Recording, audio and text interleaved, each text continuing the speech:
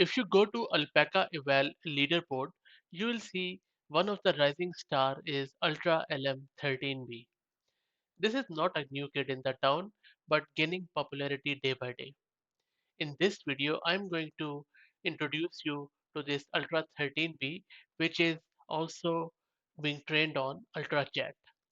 This is quite a small model, which can even fit on most of the laptops or computers without using high-end resources such as ultra expensive and powerful NVIDIA GPUs.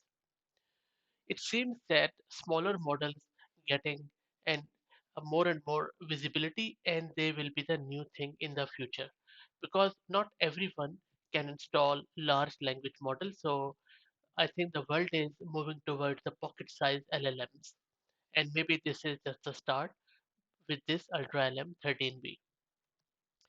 One of the interesting thing about this Ultra Chat or Ultra LM 13B is that this hasn't been trained on publicly available data.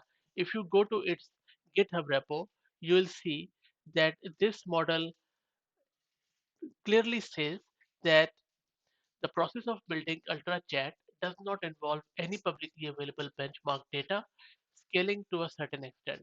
Then they say that all the data is automatically generated, including the instructions and responses, and they do not insert any open benchmark data, which is quite interesting. Anyway, there are also some UltraChat examples in their GitHub repo where you can see how this is performing.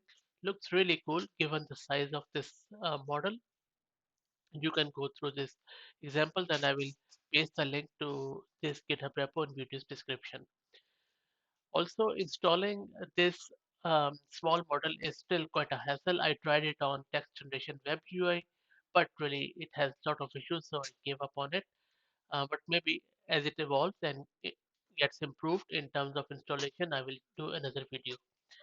But the crux of this video is that small models, pocket sized LLMs are gaining popularity, and I think they are the thing of future. I'm very keen to learn your thoughts on it. If you have any, please put them in video description. And if you like the content, please consider subscribing. Thank you very much.